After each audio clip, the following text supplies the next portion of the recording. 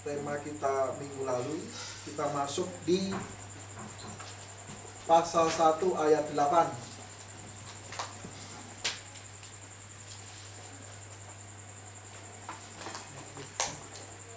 Saya mau kita ini sekarang malam ini belajar menggali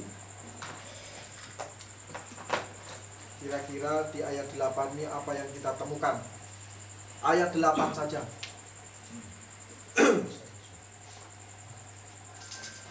Di ayat 8 coba baca. Roma pasal pertama ayat yang ke-8. Pertama-tama aku mengucap syukur kepada Allahku oleh Yesus Kristus atas kamu sekalian, sebab telah tersiar kabar tentang imanmu di seluruh dunia. Ya. Apa yang kita temukan di ayat yang ke-8 ini, Pak? Ayat 8 saja.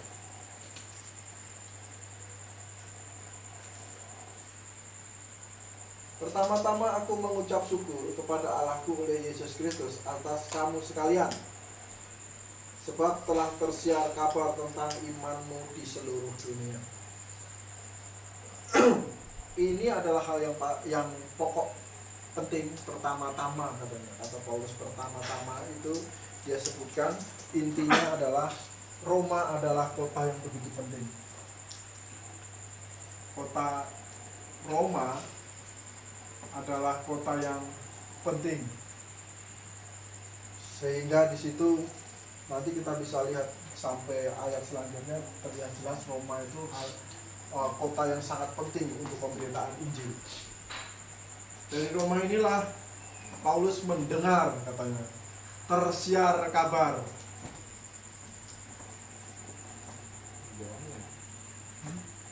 Iman ke seluruh dunia. Kenapa bisa begitu, Pak? Karena Romawi itu adalah pusat dunia pada saat itu. Romawi itu pusat dunia.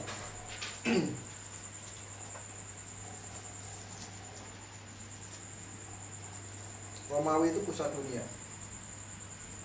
Pertama, kita lihat Injil masuk, ada namanya GKMI, Gereja Kristen Muria Indonesia, itu didirikan di Gunung Muria. Gunung Muria itu di mana ya? Di Jawa Tengah. Pati atau di mana ya itu daerah-daerah itu? Ya? Jepara. Ya, daerah situ. Ya, jadi itu didirikan sudah sejak lama, tapi perkembangannya GKMI itu Gereja Kristen Muria Indonesia ini kurang ini. Kenapa? Karena dimulai dari tempat yang gunung atau pelosok. Sekalipun sekarang mulai banyak, tetapi dilihat dari perkembangan mereka kurang ini. Nah, Paulus sangat ingin untuk memberitakan Injil ke Roma. Kenapa? Karena Roma adalah pusat dunia. Dan ketika ada beberapa jemaat yang bermukim di kota Roma, Rasul Paulus sangat ingin sekali pergi ke sana. Supaya apa? Imannya itu bisa disebarkan ke seluruh dunia itu dengan cepat. Jadi begini teorinya, kalau dari desa misalnya Lampung Timur, Wai Jepara sana misalnya, mendirikan jemaat di Wai Jepara di sana, maka untuk memberitakan Injil dengan cepat ke seluruh Lampung ini sangat sulit. Tetapi kalau mendirikan jemaat itu di Bandar Lampung, itu akan begitu tidak terlalu sulit untuk memberitakan Injil ke Wai Jepara, ke Metro, ke Bandar Jaya, dan lain sebagainya. Kalau pokoknya ada di Bandar Lampung. Nah, ini demikian juga, begitu seterusnya. Dan di sini jemaat orang-orang yang percaya di kota Roma ini imannya begitu cepat tersebar. Kemana ini, Pak? Ke seluruh dunia.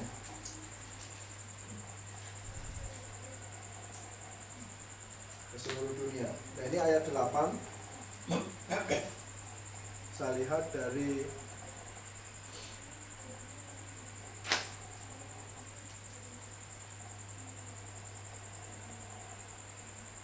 di seluruh kosmos katanya. To kosmo, seluruh dunia. Ini kota Romawi karena pusat. Stabilo, Pak.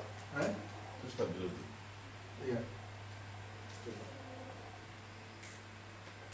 Ya, kemudian kita lanjutkan di ayat yang ke-9. Ini ayat masih prolognya ini. Ayat yang ke-9. Baca. Ayat ke-9. Karena Allah yang kulayani dengan segenap hatiku dalam pemberitaan Injil anaknya adalah saksiku bahwa dalam doaku aku selalu mengingat kamu. Ini Paulus belum ke Roma ini ceritanya. Tetapi Paulus sudah ingat dengan orang-orang yang ada di Roma. Karena apa? Injil, pemberitaan Injil.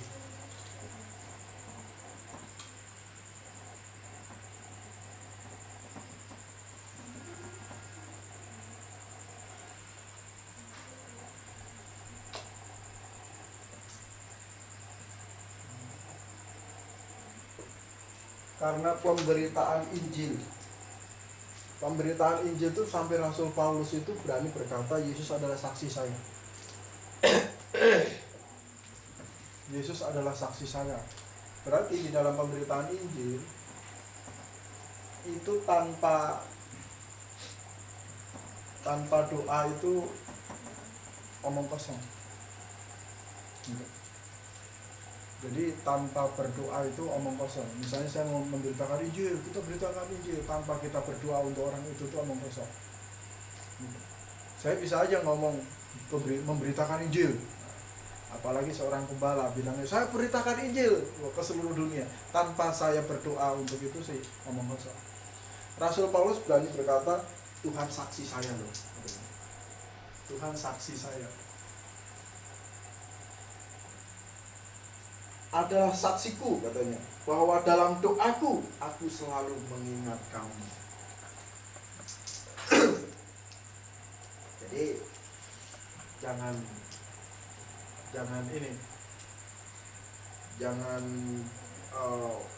main-main. Kadang-kadang kita beritain Injil ya, menyerah juga. Waduh keras nih orang ini katanya. Tapi kalau kita bawa dalam doa lembut itu orang bisa. Oke, ini yang ke-9. Saya mau lihat ini sekarang yang ke-10. Saya tidak terlalu banyak mengutip bahasa aslinya sekarang, kecuali ditanya gitu. Pak, ini bahasa aslinya apa? Baru saya jawab. Takut nanti diprotes lagi. Ayat ke-10. Aku berdoa semoga dengan kehendak Allah aku akhirnya beroleh kesempatan untuk mengunjungi kamu. Nah, sekarang saya hanya mau menggali di sini aku berdoa. Ini menarik nih kata aku berdoa ini. Aku berdoa.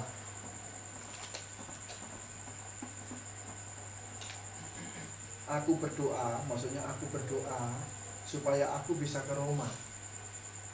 Itu Paulus. Nah, kata aku berdoa ini grammarnya itu middle deponent.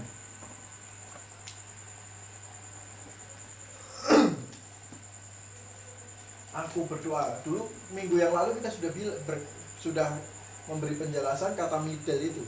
Middle itu kata kerja yang objek dan subjeknya sama. Gitu. Di tengah-tengahnya dikasih kata kerja. Gitu. Nah, jadi kalau ini middle berarti aku berdoa untuk diriku sendiri. Gitu. Aku berdoa untuk diriku sendiri artinya aku pengen sebenarnya. Aku mau sebenarnya ke Roma. Aku mau supaya kehendakku atau keinginanku itu sama dengan kehendak Tuhan. Maksudnya begitu. Coba saya baca lagi di ayat yang ke 11-10. Aku berdoa semoga dengan kehendak Allah, nah ini benar ya, aku akhirnya beroleh kesempatan untuk mengunjungi kamu. Kata middle ini mau membuktikan bahwa Rasul Paulus berdoa untuk dirinya sendiri. Ya Tuhan, saya pengen Tuhan. Gitu. Orang lain bukan yang pengen, bukan yang orang lain. Bukan karena Yakobus utus saya gitu ya. Yakobus saudara Tuhan Yesus utus saya dari Yerusalem. Tapi saya pengen sekali untuk memberitakan Injil ke Roma. Sehingga di jawabannya di ayat yang ke-11, sebab aku ingin katanya. Pengen kan dia? Aku ingin. Ayat 11 ini dijawab dengan kata aku ingin.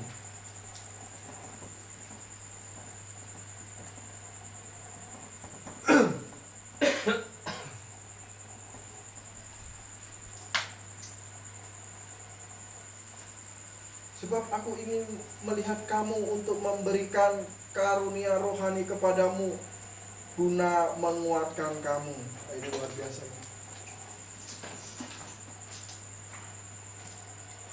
Jadi kalau orang yang percaya kepada Yesus, itu cirinya gampang.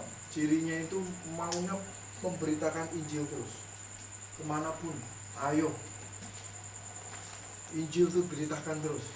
Bahkan dia berdoa untuk dirinya sendiri. Yang memang nggak masuk akal saja jadi masuk akal. Begitu. Yang nggak masuk akal bisa jadi masuk akal. Bayangin, ini satu contoh. Kampungnya Mbak Sinto ini jauhnya luar biasa loh. Lumayan itu, nanti boleh dicoba itu kita. Nanti saya mau ke sana, jalan ke sana. Kita jalan ke sana. Itu yang dari Solo saja, yang ada di Solo, penginjil yang ada di Solo itu sampai tidak berminat sedikit pun disuruh ke sana. Katanya jauh sekali. Jauh sekali. Tapi ketika itu kita doakan sama seperti Paulus ini. Saya berdoa, Roma itu kayak apa? Saya mau berdoa untuk di sana Tuhan. Tuhan, saya mau ke sana Tuhan. Saya mau beritain Injil di sana karena saya dengar ada saudara-saudara di sana. Ada yang mau tuker perpikiran, tuker kerohanian katanya apa? Memberikan karunia rohani kepadamu guna menguatkan kamu katanya. Saya yakin di Roma itu nggak banyak orang, karena kota di mana belum pernah diberitakan Injil, tapi orang-orang pada pindah ke sana, kurang lebih begitu. Itu sama seperti di sini, kita beritakan Injil di sini, anak-anak kita sudah gede pindah ke Jakarta, kan begitu. Di Jakarta banyak, akhirnya jadi lama-lama jadi ada beberapa orang yang tinggal di sana, gitu. Sama seperti anak kita sudah gede-gede, nanti si Vivia pindah ke sana, atau Pak Cuncung besar, sudah mau usaha, udah jadi buka pabrik, pindah kantornya di Jakarta. Kalau di sini kan kurang ini misalnya. Nah nanti begitu kurang lebih. Jadi Roma itu pusat, kesana terus. Nah ini jadi tidak mustahil lagi, jadi hal yang biasa, jadi yang bisa terjadi. Yaitu ya 12, supaya aku ada di antara kamu dan turut terhibur oleh iman kita bersama, baik oleh imanmu maupun oleh imanku. Terhibur oleh iman kita bersama, baik oleh imanku maupun oleh imanmu.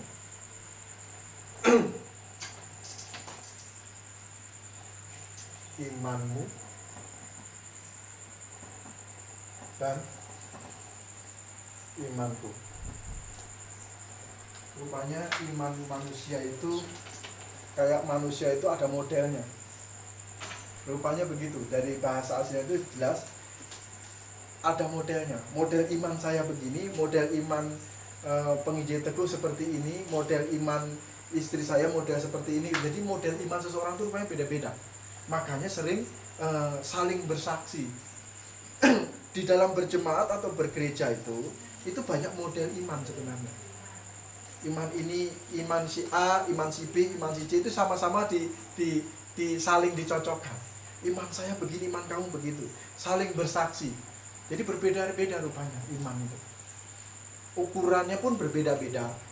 Modelnya pun berbeda-beda. Ada yang iman seseorang tuh imannya itu kuat di mana? Wah, makanya dalam Alkitab ada yang pengajaran, ada yang penginjilan, ada yang imannya itu dia di kuat di mana lagi, di kata-kata penghiburan dan lain sebagainya gitu. Itu iman. Nah ini kuat di penginjilan. Pak Pantun ini baru datang. Kalau ngomong Injil berjam-jam sampai diusir sama orang.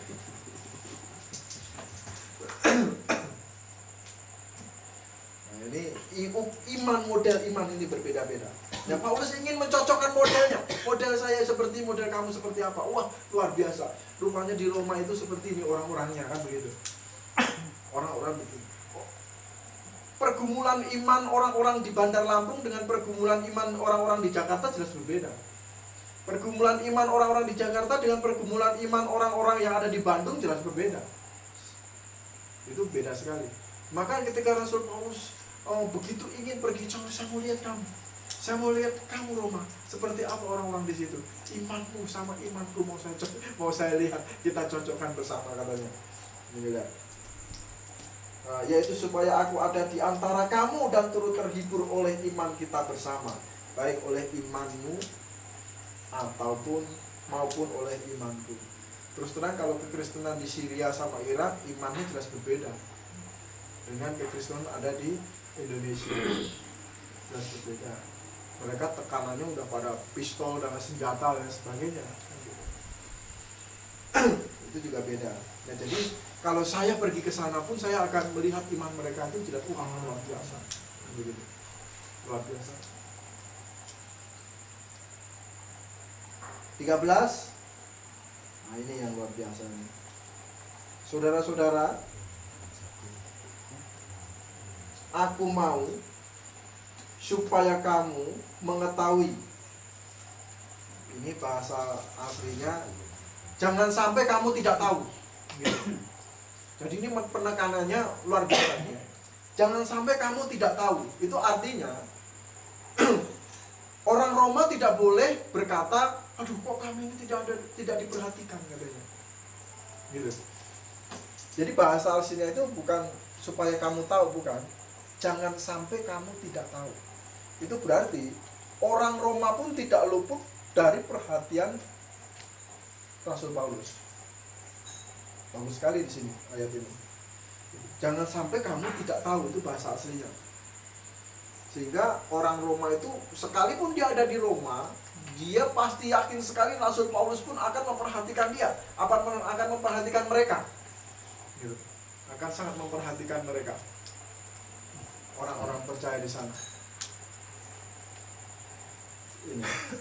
Nah, ini yang bikin menurut dunia ini katek gawe atau kurang kerjaan. Tahu Pak Solikin? Pak Solikin itu begitu yakin kalau Pak Firman itu mau melayani dia. Ada di Bandung. Sekarang dia pindah di Bandung. Coba saya lanjutkan lagi nih. Ini bicara tentang buah ini. Tetapi hingga kini aku terhalang ada di tengah-tengah kamu, agar di tengah-tengahmu aku menemukan buah seperti juga di tengah-tengah bangsa bukan Yahudi yang lain. Menghasilkan buah. Menghasilkan buah. Jadi awal pemberitaan Injil saya di sini itu, runtut ceritanya itu, jadi kalau dikatakan buah berarti orang-orang yang sudah diselamatkan itu adalah buah. Nah, kalau begitu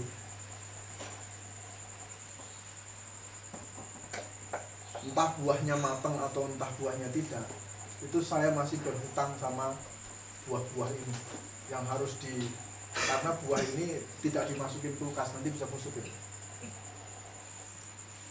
Itu ada di Medan, namanya Pak Agus Ibrahim. Itu buah yang harus cepat-cepat dimasukin ke kulkas. Di rumah ini, PA di rumah ini gara-gara dia ini, gara Pak Agus Ibrahim bisa berkenalan dengan Pak Jonathan, suruh untuk PA di sini, itu Pak Agus Ibrahim. Sekarang dia malah lari sono lari sini. Buah. Saya selalu ingat betul itu. Jadi orang seperti ini harus terus berdoa supaya didoakan supaya cepat-cepat masuk kulkas. Saya sudah dengar di Medan sudah ada kawan saya buat jemaat di sana, tetapi masih belum mau, masih menjaga jarak. Saya mau berdoa supaya dia cepat-cepat masuk kulkas supaya jangan busuk. Buah, ada satu keluarga namanya Pak Jimmy Ujeni. Sekarang saya puji Tuhan dia sudah pindah ke Jakarta dan masuk kulkas. Jadi sudah aman, nggak busuk-busuk. Buah itu. Dia sudah berjemaat di jemaat yang benar di Jakarta, di Grafik. Nah yang di Bandung ini Pak Solikin ini tidak berjemaat di mana-mana. Kerjaannya tiap hari dia SMS, dia telepon, Pak, kapan penginjil ke sini, kapan luar biasa. Nah ini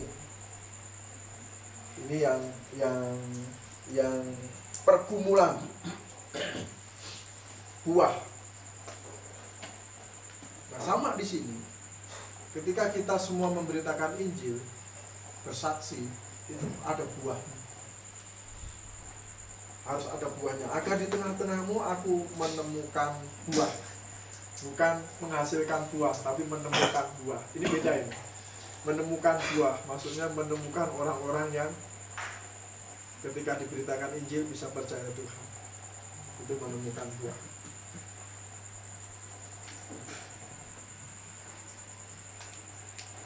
Ayat 13, saya coba cek.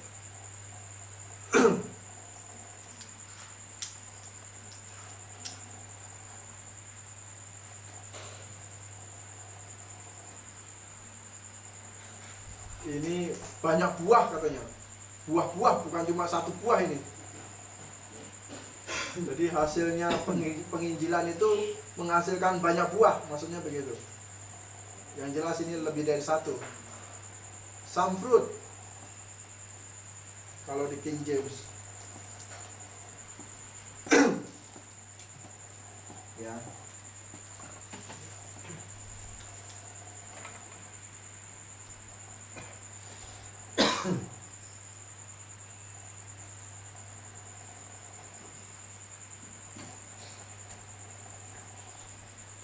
Ayat 14. Tunggu Pak. Ya, boleh. Dulu saya pernah dengar bahwa orang-orang yang ditulisi surat ini kemungkinan orang-orang Yahudi yang udah jadi Kristen terus pindah ke Roma gitu. Ya. Tapi di ayat 13 ini lain loh yang terakhir tuh Pak. Ya. Seperti juga di tengah-tengah bangsa bukan Yahudi yang lain. Jadi berarti yang ditulisin surat oleh Paulus ini bukan orang Yahudi loh. Maksudnya Kalau lihat di ayat ya. Maksudnya ini begini. Nah, ini jawabannya dari 14, Pak.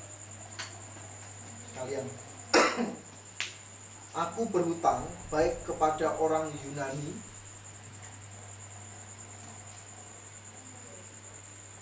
ya, maupun kepada orang bukan Yunani, barbar bahasa Inggrisnya. Bahasa Yunaninya barbarois. Barbar. Barbar itu orang Indonesia ini sebut barbar sebenarnya. Orang nggak mengenal tata krama. Ibaratnya begitu. bahasa aslinya apa? Barbarois. Maksudnya di luar Yunani itu orang yang tidak mengenal tata krama, bangsa yang Ya belum beradab. ya tidak beradab, betul. Ini bahasa aslinya ayat 14 ini penting. Ayat 14 ini jawabannya Helenis. Oh. Yang barbar itu Helenis. Enggak, bahasa yang pertama Helenis. Yang kedua barbarois. Jadi untuk Helenis, untuk orang Helenis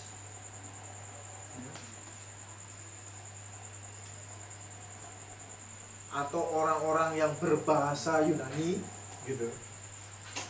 Keturunan Yunani, Helenis itu keturunan Yunani atau orang-orang yang berbahasa Yunani atau orang yang kawin campur dengan orang Yunani. Dan orang barbar. Nah, jadi pertanyaan Pak Jonathan di sini masuk, fokus utama penulisan surat Roma ini bukan lagi kepada orang-orang Yahudi sebenarnya, tetapi ada 1-2 orang Yahudi yang sudah menjadi Helenis, bisa jadi begitu. Jadi sudah bercampur gitu ya. Bercampur. Contoh saya sama istri saya jadi Vivia. Nah, ditanya Vivia itu orang mana? Orang Jawa. Dia juga nggak tahu orang Jawa. Dia juga nggak tahu orang Chinese. Pokoknya orang Indonesia. Dia jawabnya begitu. Nah ini sama seperti itu. Ini jadi tidak lagi berbicara tentang kesukuan bangsa Yahudi, kesuku bangsaan, tetapi ini berbicara tentang tempatnya itu di mana. Yaitu bangsa yang berbahasa Yunani. Ini di ayat yang ke-14.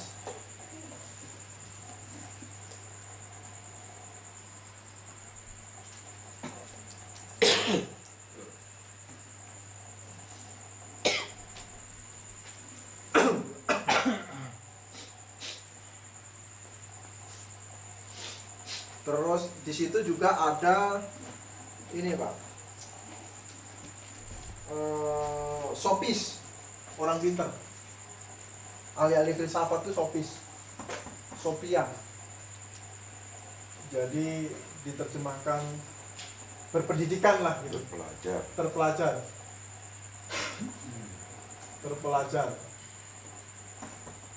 dan tidak terpelajar. Tidak terpelajar apa? Tidak terpelajar itu sopis dan tidak onoitois, dari kata anoitos, dari anoitois gitu Pak. Anoitois itu dari kata a. Noetois itu dari a, itu sudah tidak berpengetahuan atau tidak berpendidikan, artinya tidak terpelajar. Nah di sini hanya bisa ketemu di sebuah kota. Gitu. Ada orang terpelajar dan ada orang tidak terpelajar itu di sebuah kota. Kalau di desa kebanyakan orang tidak terpelajar itu di mana-mana juga pasti ada. Tapi kalau di sebuah kota besar kayak di Bandar Lampung, Jakarta, semua kumpul. Orang-orang terpelajar, orang tidak terpelajar, orang-orang suku bangsa manapun termasuk Helenis, Barbarois, terpelajar dan tak terpelajar gitu. Itu kumpulnya di sebuah kota besar. Nah itu katanya hutan Rasul Paulus. Luar biasa. Jadi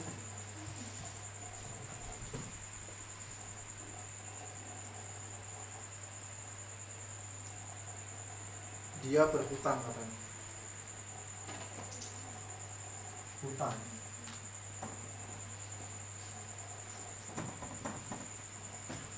Nah, kadang-kadang kalau orang yang katanya percaya Yesus, tenang-tenang saja hidupnya, wah, itu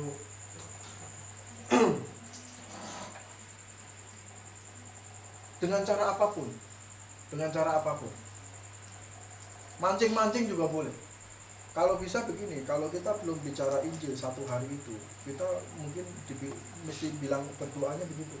Tuhan, kalau hari ini saya belum bicara Injil, ini tolong doakan, tolong supaya saya supaya nggak enak tidur sampai seperti orang asuransi. Kalau belum closing satu hari dua, saya nggak boleh tidur dulu sampai katanya ada sejarah. Ya Pak, tergantung ya, sejarah orang asuransi itu belum targetnya 2 hari itu, satu hari itu 2 kali presentasi gitu. Hari itu dia belum dapat presentasian, sampai malam-malam dia harus cari kemana-mana, sampai ke halte kemana, sampai ketemu 2 kali presentasi, udah gitu dia bisa tidur, katanya. Luar biasa.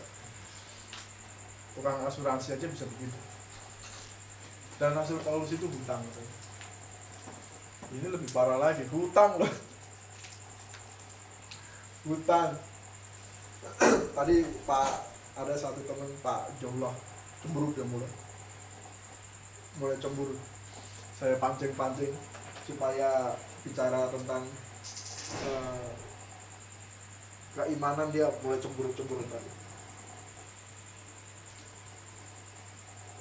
14 itu ya. Sekarang kita lihat yang ke 15. Nah ini 15 itu jawaban dari ayat yang ke 8. Itulah sebabnya aku ingin untuk memberitakan Injil kepada kamu juga yang diam di Roma. Kembali lagi ke kota Roma supaya bisa ketemu berbagai macam orang di sini. Berbagai macam model orang di sini.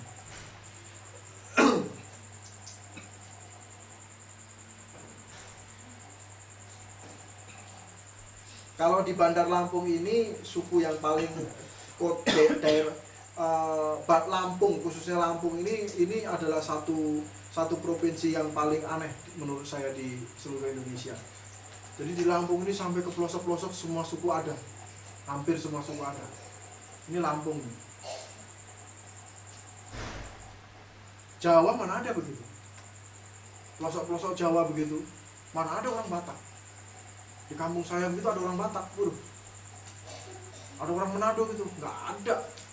Di kampung saya sana di Jawa sana. Orang Chinese itu nyasar sampai itu nggak ada. Tapi di Lampung ini spesial nih untuk di Lampung ini. Tempat yang sangat spesial ini. Di pelosok-pelosok itu ada orang Chinese, bingung juga saya. Ada orang Batak, ada orang Jawa, ada orang Manado, ada orang mana-mana mencar-mencar semua di situ. Sunda, Jaseng semua masa ada di situ semua. Tapi kalau di Jawa, pelosok sana, misalnya mana ada di kampung saya itu orang Chinese, mana ada orang Batak, mana ada masuk situ. Jawa semua dan orang situ semua harus sulit sekali. Dan ini Rasul Paulus punya alasan untuk pergi ke kota Roma itu adalah karena ingin melihat supaya Injil cepat tersebar ke seluruh bangsa di muka bumi.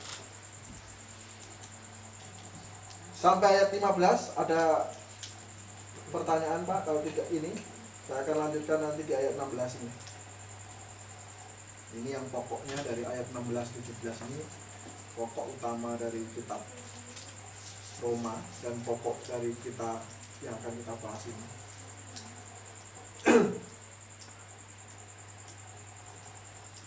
Ayat 16. Sebab aku mempunyai keyakinan yang kokoh dalam Injil, karena Injil adalah kekuatan Allah. Ini yang penting yang mau bahas di sini, Injil.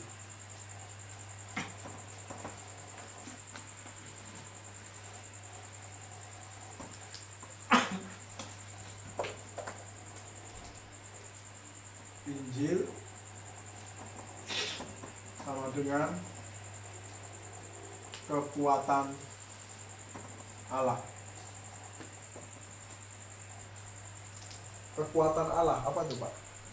Mujizat Allah sebenarnya. Jadi Injil ini adalah mujizat Allah.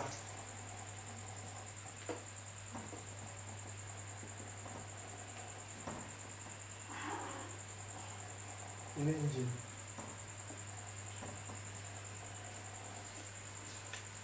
Sebenarnya orang-orang itu harusnya lebih mengetahui apa itu Injil, supaya mereka itu hidup bersama-sama dengan mujizat Allah itu. Tapi kadang-kadang orang-orang Kristen itu secara simpel mengartikan mujizat itu dengan hal-hal yang sepele, sehingga dia tidak mengutamakan Injil Kristus, bahkan kebanyakan belum percaya kepada Injil itu, tapi ngejar-ngejar mujizat itu. Coba bayangin, cari mujizat itu, mujizat ini, mujizat itu, mujizat apa lagi, mujizat ini nggak sembuh-sembuh kok pakai ini, wah, pakai mujizat lagi, cari mujizat, cari kesembuhan dan sebagainya. Padahal inti dari mujizat Allah itu adalah Injil. Injil itulah katanya Injil inilah yang katanya menyelamatkan. menyelamatkan.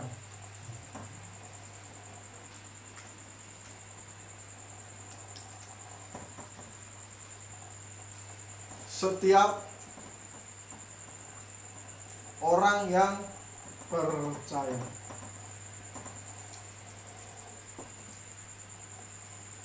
Jadi Yesus mati di kayu salib itu untuk menyelamatkan umat manusia.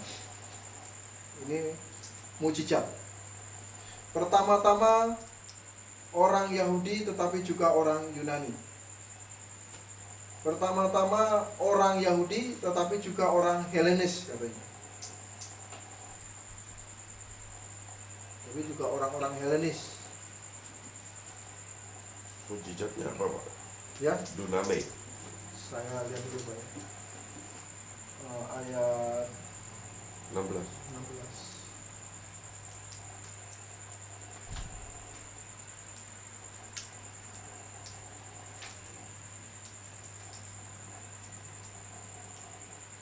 Dunamis. Gar enais kumai to evangelion to Kristo dunamis. Gar teo. Mujizat. Dunamis. Dinamit kalau kita sering kenal kata dinamit kan meledak, itu dari kata bahasa Yunani. Dunamis, kekuatan besar. Itu adalah Injil sebenarnya. Jadi bukan yang dari tadi bangkrut terus bisa dibuat kaya, oh itu namanya mujizat yang luar biasa. Bukan. Mujizat yang luar biasa itu ini Injil. Apa gunanya Tuhan lihat kita dari miskin jadi kaya kalau kita nggak kenal Injil? Matilah kita. Itulah yang dia bilang katanya mujizat luar biasa. Haleluya, mujizat. Ini mujizat itu. Setelah kita dapat ini, mulut kita langsung dremimil ngomong Injil. Itu yang penting. Bukan luar biasa. Wah, kemarin saya berkunjung satu orang sama Pak Abeng. Aduh, kasihan. Dari Dewi Kuan Im sampai saya gambarin ini. Menurut Ibu, saya cuma datang ke sini mau tegaskan. Menurut Ibu, bagaimana? Mengikut Yesus itu luar biasa, Pak. Luar biasa. Apanya yang luar biasa? Mengikut Yesus itu penyertaannya luar biasa. Apanya yang disertai? Lama-lama dia cerita, setelah ikut Yesus itu malah tambah bangkrut batu baranya. Unek-uneknya udah keluar. Karena dia mau panggil saya itu maksudnya mungkin sudah beberapa pendeta nggak mempan gitu, mendongkrak usaha dia lagi gitu. Datanya orang kaya lama lah, jadi Nila Kandi itu nggak tahu namanya siapa, nggak tahu orangnya, kayak ininya saya rahasiakan lagi, tapi datanya keturunannya itu keturunan ini punya lah gitu. Abang kenal betul lah itu orangnya, kita kunjung ke sana itu ya. Luar biasa, luar biasa, luar biasa terus. Hafalan kayaknya. Saya lihat dari kata dia ngomong luar biasa ini hafalan ini. Terus saya teliti lagi. Oke Bu, sekarang sebelum jauh kita ngomong, saya mau teliti menurut Ibu kekristenan itu seperti apa? Boleh, tapi saya mau cerita Pak. Saya kemarin tuh bersama Tuhan Yesus. Ceritanya gimana? Jadi waktu saya di kamar, ada orang yang ngikutin saya, tapi sini saya nggak merinding. Itu kan dari Tuhan Pak katanya. Kalau sini saya merinding itu dari iblis katanya begitu. Itu iblis yang ngikutin saya katanya gitu. Wah. Oh gitu ya. Oh itu nanti pertanyaan itu saya jawab setelah pertanyaan pertama saja. Itu nanti saya akan jawab juga. Pertama, menurut Ibu, udah cerita Kuan Im dia mau kasih ke TP-Komnya nggak ditolak, mau kasih sudah penuh katanya. Patung Dewi Kuan Im itu mau ditaruh lagi di teluk dibawa ke TP-Kom mana itu sudah penuh kata ditolak sama dia. Waduh gawat ini. Kok bisa sudah penuh kan bisa disingkir-singkir kata. Itu dia nggak diterima. Mau jadi Kristen tuh ceritanya. Dibawa ke TP-Kom mana sudah penuh katanya. Akhirnya dia bilang temannya mau. Oh saya juga, saya mau. Oh ini kamu rawat kata dia begitu. Wah udah gitu. Jadilah dia Kristen, satu gereja. Tapi saya tidak diajarkan tentang Injil yang benar. Orang seperti ini duduk di dalam sebuah jemaat, harusnya yang dia dengar adalah Injil keselamatan, bukan dari batu baranya yang jatuh terus bisa jadi kaya. Itu yang diiming-imingi oleh hamba Tuhan di situ. Saya kaya, sukses, apa. Jadi dia pikir selalu punya pengharapan untuk ke situ. Dan akhirnya mungkin kurang manjur, suntikannya kurang, dosisnya kurang tinggi, dipanggillah saya supaya tambah tinggi dosisnya begitu. Ternyata malah enggak. Malah dinetralkan. Saya bilang, saya mau tanya. Ibu tadi bertanya, ikut Kuan Im, begini-begini aja, tujuannya apa? Kan gitu. Sekarang ikut Kristen, Ibu apa? Dia tanya antikristus pengangkatan. Saya bilang itu nanti dulu lah. Antikristus pengangkatan. Orang Kristen yang tidak setia akan tidak diangkat. Katanya, waduh ini apalan juga ini, saya bilang. Nah nanti ya itu dulu. Saya mau lihat Ibu tadi nanya begini. Ikut Tuhanin apa katanya. Nah sekarang begini. Ibu sekarang jadi Kristen. Saya mau jadi ikut Tuhan Yesus. Itu apa? Apa target Ibu apa itu? Kalau saya ikut Tuhan Yesus, target saya adalah surga. Iya Pak, surga, saya juga pengen ke surga. Nah jadi Ibu pasti masuk surga? Iya pasti kalau saya percaya Tuhan Yesus dan melakukan kehendaknya katanya. Nah, ini. Dia bilang percaya Yesus dan melakukan kehendaknya. Oh ya, saya tulis ya Bu, saya tulis di kertas lembar, saya garis. Ibu nggak usah nulis ini ntar untuk Ibu. Saya juga mau ambil pulpen. Nggak usah, ini nanti untuk Ibu, saya bilang gitu. Jadi sudah sengaja saya tulisin. Oke, sekarang ikut Kuan Im.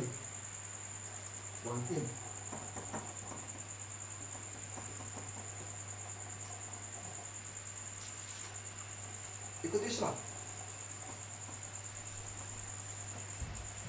Saya bilang sama. Kalau prinsipnya begini untuk masuk surga, sama. Di Muslim sana dulu, Islam dulu juga begitu. Nenek saya tuh ngajarin begitu. Melakukan kehendak Allah Subhanahu wa Ta'ala. Melaksanakan kehendak Allah Subhanahu wa Ta'ala. Kan gitu.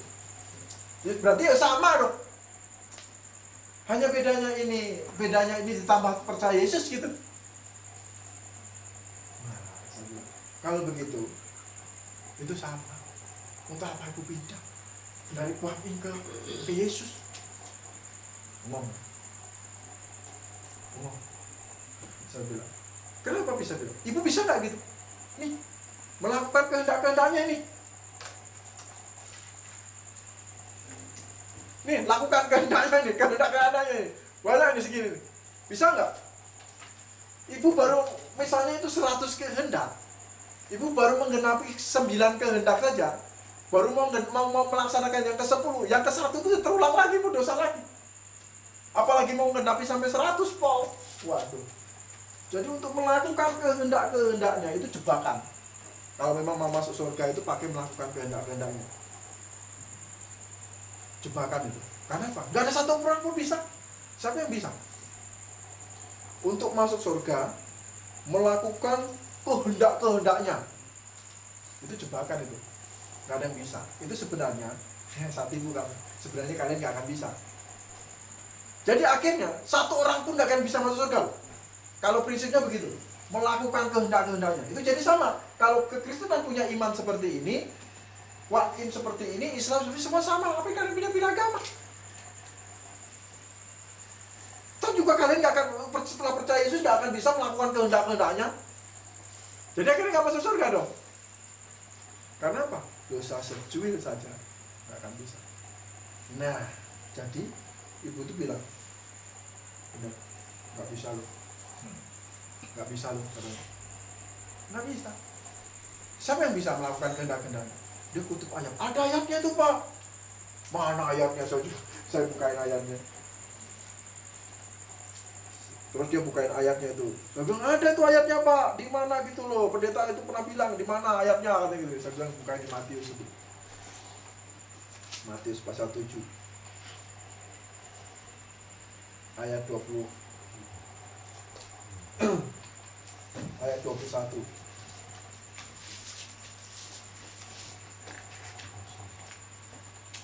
Matius 7 ayat 21.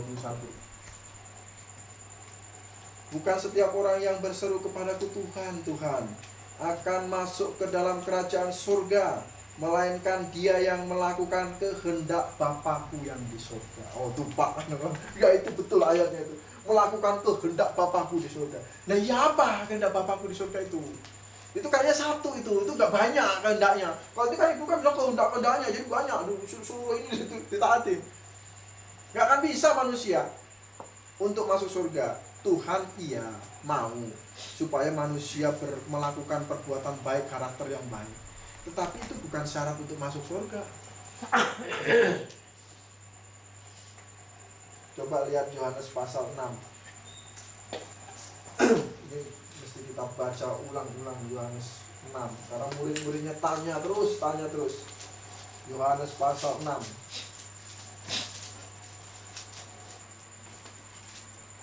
Ayat 28. Yohanes pasal 6 ayat yang ke-28. Lalu kata mereka kepadanya, apakah yang harus kami perbuat supaya kami mengerjakan pekerjaan yang dikehendaki Allah? Ya, jadi muridnya nanya, lah pekerjaan yang dikehendaki Allah itu apa Pak? Itu apa Tuhan Yesus? Katanya gitu, murid-murid nanya. Tadi Tuhan bilang, melakukan kehendaknya. Ya kehendaknya itu apa? Gitu. Ayat 29. Ayat 29. Lalu jawab Yesus kepada mereka, inilah pekerjaan yang dikehendaki Allah, yaitu hendaklah kamu percaya kepada Dia yang telah diutus Allah. Akhirnya, luar biasa. Jadi kehendak Allah itu cuma satu, percaya Yesus. Tidak banyak yang menuntut. Tuhan tahu kalau kita menuntut banyak-banyak gak akan sanggup. Cukup percaya Yesus. Jadi setelah percaya Yesus, baru perubahan itu akan ada di dalam. Tuhan memeteraikan di sini, Tuhan akan merubah karakter kita terus sehari ke sehari. Merubah karakter kita terus dari sehari ke sehari. Tapi syaratnya percaya. Supaya ada materi di sini, yaitu Kristus. Setelah ada materi di sini, Tuhan akan mengajari kita begitu terus untuk punya karakter yang baik. Jadi karakter yang baik bukan syarat untuk masuk surga. Ini bedanya. Karakter yang baik bukan syarat untuk masuk surga. Karakter yang baik itu hasil dari setelah percaya Yesus. Gitu. Jadi kalau begitu akhirnya fair. Jadi orang kaya, orang miskin, orang cacat, orang manapun bisa masuk surga. Kenapa? Karena cukup dia percaya. Setelah dia percaya sungguh-sungguh, baru dia akan dimaterikan dan merubah karakter. Nah inilah yang disebut dengan Injil itu menyelamatkan. Berita baik atau Injil. Ini namanya berita baik. Kalau melakukan kehendak-kehendaknya itu bukan Injil. Itu sama seperti Tuhan katakan, marilah kepadaku semua yang letih, lesu, dan berbeban berat. Maksudnya Tuhan letih, lesu, dan berbeban berat itu bukan yang capek-capek, kusut-kusut, begitu bukan. Tapi maksudnya itu apa? Dia lihat orang Yahudi itu sangat letih, lesu. Setiap 3 jam sholat.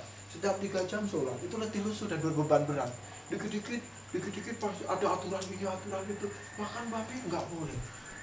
Makan ini nggak boleh, itu nggak boleh, apa nggak boleh, semua aturannya harus pakai setiap 3 bulan sekali ada hari raya, pondok daun, roti tak beragi, apalagi banyak sekali, modalnya itu banyak sekali. Orang Yahudi itu punya perayaan, sampai mau perang saja orang Yahudi itu harus sampai mau perang aja, itu tentaranya itu ada yang kan lihat tentara Yahudi kan ada yang diikat kepalanya di sini, ada yang di sini, bebannya berat sekali.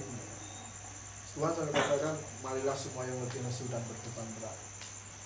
Nah, ini beban berat. Kalau melakukan kehendaknya itu beban berat, nggak akan ada yang bisa. Itu jebakan juga namanya. Tetapi percaya Yesus itu merubah karakter. Nah ini Injil yang menyelamatkan.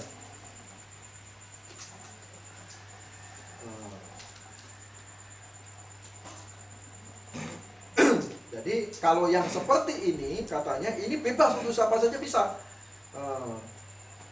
Karena Injil adalah kekuatan Allah yang menyelamatkan setiap orang yang percaya, pertama-tama orang Yahudi tetapi juga orang Yunani. Jadi orang Yunani untuk percaya Yesus itu sangat mudah, tapi kalau orang Yunani untuk melakukan kehendaknya dengan cara orang Yahudi aja sulit tuh. Nah ini terbalik. Makanya orang Kristen itu jangan seperti ke Yahudi-Yahudian. Kalau Islam itu ke Arab-Araban sebenarnya. Orang Islam itu ke Arab-Araban. Itu tidak masuk akal. Sekali lagi. Sama seperti orang Kristen ke Yahudi-Yahudian. Itu juga tidak masuk akal. Kenapa? Karena melalui penyaliban Kristus itu Tuhan mau supaya semua orang bisa percaya. Tetapi orang Kristen memahaminya kalau percaya Yesus harus jadi orang Yahudi. Shalom. Itu shalom. Itu shalom itu kan bahasa shalom. Salam sejahtera. Nah, sama aja. Shalom. Teman saya pernah bilang, "Shalom Pak Firman." Saya bilang, "Shalom alaihim." Apa itu Pak? Itu bahasa lengkapnya. Shalom alaihim. Assalamualaikum sama assalamualaikum. Kaget dia mau tambah lengkap lagi. Sok-sok keyahudian. Itulah yang akhirnya mempersulit. Mengikut Yesus jadi Yahudi. Mengikut Islam jadi Arab. Itu kan konyol, sama aja, sama itu akhirnya. Nggak akan ada yang bisa. Bisa pun terpaksa. Dulu tukang kopi teman saya pernah datang ke saya menginjili tanda kutip. Karena dia lihat saya pendeta muda datang dari Jakarta ngomongin Injil PA begitu beda-beda dengan yang lain gitu. Dia datengin saya di rumah itu, "Pak Firman begini. Sekarang dia jadi orang Yahudi. Malah sekarang udah jadi orang Yahudi. Pak Abeng bilang itu sholatnya udah kayak orang Yahudi, pakai kerudung, pakai bahasa Yahudi. Lebih parah lagi sekarang dia ngaku keturunan Yahudi asli, coba ya. Dari keturunan mana kayak orang mimpi gitu. Diturut-turut aslinya dia itu keturunan orang Yahudi asli katanya. Dari keturunan si anu katanya. Waduh. Padahal kita tahu itu orang Jawa itu. Asli. Oh, bisa begitu. Saya bilang ini konyol ini. Jadi orang Islam ke Arab-Araban, orang pengikut Kuan Yin ke Cina-Cinaan, kan gitu. Pakai seragamnya juga harus Tionghoa, karena aneh itu kadang-kadang. Pakai kalau udah Imlek itu udah kayaknya lampion-lampionnya itu kan cocoknya di sana. Bahkan ada bunga sakura itu di sana yang berapa musim itu dipaksakan di Indonesia misalnya. Yang model-model begitu, nah itu bebannya begitu berat. Jadi kalau saya orang mau memberitakan supaya Pak Firman ikutlah Kuan Yin itu sangat menyelamatkan, menyejukkan hati. Terus saya bisa berubah jadi ikut tradisi Cina. Kalau Kuan Yin pakai batik, pakai apa itu? Blangkon pakai keris kan enggak cocok. Hari perayaan Imlek gitu. Ikut sembahyang Kuan Yin itu saya pakai blangkon, pakai keris, pakai baju Jawa itu. Ya enggak cocok. Nah ini begitu beban itu begitu berat. Kalau begitu, saya mau ikut Islam, polos-polosan begini. Enggak dibilang saya Islam abangan. Kalau bisa tuh Islam enggak kasih. Tadi dia marah cemburu. Karena ada wartawan, ini jauh lah ini Pak, yang buat cemburu tuh. Karena ada satu wartawan tuh ngomong, "Pak Firman, sekarang saya jadi ketua jauh lah." Dia marah, dia langsung tersinggung. Jadi wartawannya ketua Jaulah seluruh Bandar Lampung. Marah dia langsung, cemburu. Mulai marah dia. Saya tahu dia diam aja. Biasanya bercanda-bercanda dia diam. Jaulahnya itu. Pak Saiful, ngobrol dong, ngomong dong. Dia cemburu tadi. Dia marahnya sama wartawan itu. Wartawan itu. Terus dia bilang, Pak wartawan itu malah ngomong gini, "Ya, masa saya harus pakai cingkrang-cingkrang gini?" Dia malah marah lagi. Saya bilang, tadinya mau ngomong, "Lihat dong jidatnya itu sudah 2 garis," tapi takut tersinggung tadi bilang. Saya bilang, "Tak begitulah. Ayo Pak Saiful, apa pendapatnya?" Dia diam aja, biasanya ngoceh terus masalah agama itu. Bagaimana kabar dunia perdakwaan? Ya baik, alhamdulillah baik. Cuma bilang begitu. Biasanya kita diskusi gara-gara ada wartawan wah cemburu-cemburu. Coba bayangin. Jadi kalau saya seperti ikut Muslim, ikut Islam, maka saya akan jadi Arab. Ikut Kuan Im, saya jadi Tiongkok. Ikut Kristen, jadi Yahudi. Weh, sorry dulu. Ini orang Kristen yang salah, yang konyol, yang nggak mengerti maksud Tuhan. Maksud Tuhan itu dia nggak mengerti. Ada tanah sucinya. Mana ada orang Kristen tanah suci? Tanah sucinya. Di mana tanah sucinya? Kalau orang Islam ada tanah sucinya. Orang Yahudi, orang Kristen ada tanah sucinya. Dibohong-bohongin sama orang Yahudi mau kita. Sampai wali kotanya datang ke tempat perayaan Natal kita. Padahal di sana kita dijadiin apa? Goyim. Ih, najis. Kita nggak dianggap di sana. Jadi ini salah kaprah. Karena apa? Karena mengamini Injil itu dengan salah. Menurut mereka, ya, mengikut Yesus itu dan melakukan kehendak-kehendaknya itu, akhirnya matanya tertuju kepada Yahudi. Karena apa? Di perjanjian lama harus begini, perjanjian lama harus begini, harus pakai minyak urapan, harus pakai ini, semua diikuti. Coba yang pakai ini, pakai itu, di gereja pakai rebana, jadi kayak orang padang pasir gitu, wah, karena konyol juga kadang-kadang. Pakai musik padang pasir kadang-kadang di gereja begitu. Ya kalau bisa malah tarik perut sekalian aja masuk situ, kan padang pasir semua. Sampai kadang-kadang itu mereka itu nggak berpikir bahwa yang diutamakan oleh Tuhan itu adalah keselamatan. Untuk orang Helenis itu artinya free, bebas. Kamu nggak harus jadi orang Yahudi, kamu nggak harus disunat, kan begitu maksudnya. Bebas, kamu cukup percaya Tuhan hadir, Tuhan memeteraikan kamu, begitu. Jadi cukup, tetap kamu punya atribut seperti itu. Tidak perlu atribut ke Yahudi-Yahudian. Bahasanya juga tetap bahasa Jawa ya Jawa, bahasa Indonesia ya bahasa Indonesia gitu. Shalom Pak Firman. Wah, apalagi cuma shalom itu. Saya itu sudah urut dari awal bersit bara, dari kata bersit bahasa Ibrani sampai bahasa Yunani juga kita sudah tahu, tetapi saya tidak mau mengucapkan kata shalom. Kenapa? Karena kata shalom itu mau mengajak seseorang itu menjadi Yahudi ke Yahudi-Yahudian. Kalau sudah bicara masalah shalom, akhirnya inginnya melihat Yahudi sana seperti apa, gitu. Wah, ini tanah suci, ini tanah suci. Kemarin ada satu pelaut itu pelanggan laptop saya. Dia tunjukkan batu cincin yang begitu indah.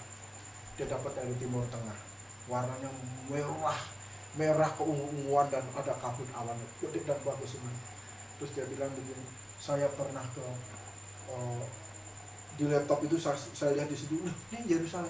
Saya pernah ke tanah suci orang Kristen. Pak Firman sudah pernah belum di sana? Wah, datang saya. Wah, saya bilang gak ada tanah suci saya mah. Kamu kok tahu itu tanah suci orang Kristen? Ya kata mereka itu. Enggak ada, saya nggak ada, kita nggak ada tanah suci. Semua tanah sama, coba cium aja baunya sama. Terus dia bilang begini, saya pernah ke jalan Via Dolorosa. Saya pernah mencium tempat di mana Tuhan Yesus lahir di situ. Wah, ada bangga sekali. Dia orang Muslim, tapi dia ceritakan semuanya itu. Semuanya saya pernah ke sana, Pak. Luar biasa. Karena dia pelaut kan, pernah ke Yunani.